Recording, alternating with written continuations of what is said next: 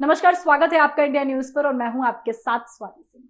Samajwadi party प्रमुख अखिलेश यादव और Bahujan Samaj party अध्यक्ष मायावती भले ही आपस में जंग करते हों, लेकिन जब चुनाव हारने की बारी आती है तो वे हाथ मिला ही लेते हैं और अपने खराब प्रदर्शन के लिए बीजेपी को जिम्मेदार ठहरा ही देते हैं। नगर पालिका चुनाव हारने के बाद अखिलेश यादव ने कहा उन्होंने बीजेपी चुनावों को प्रभावित करने के लिए हर चाल की कोशिश की, लेकिन कुछ भी उनके पक्ष में काम नहीं किया। महापौरों और नगर सेवकों के अलावा अन्य पदों के लिए हुए चुनावों में बीजेपी को अपमानजनक हार का सामना करना पड़ा। सपा ने बीजेपी पर हमला करते हुए आरोप लगाया कि मैनपुरी और कई अन्य जगहों पर मतगणना की धीमी गति से उसकी भूमिका है।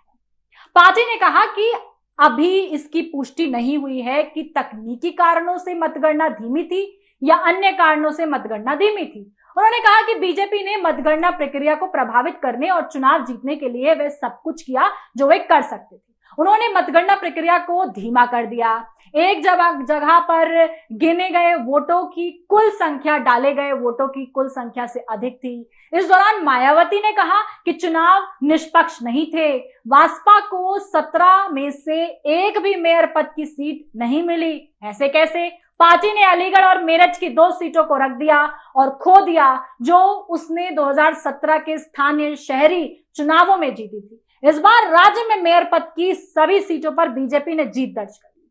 बसपा ने चुनाव में 11 मुस्लिम उम्मीदवारों को मैदान में उतारा था और बाकी सीटों पर उसने पुराने नेताओं पर दांव खेला था। हालांकि ये रणनीति पार्टी के काम नहीं आ पाई।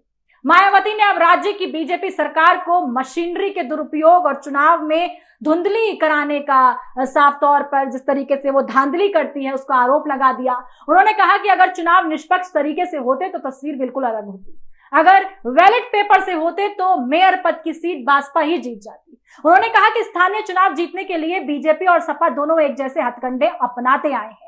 ऐसे में अखिलेश यादव मायावती लगातार ईवीएम पर सवाल खड़े करते हैं, बैलेट पेपर की मांग करते हैं। क्या आपको लगता है बैलेट पेपर होने के बाद मायावती और अखिलेश की सीटें निकलती हुई नजर आएंगी?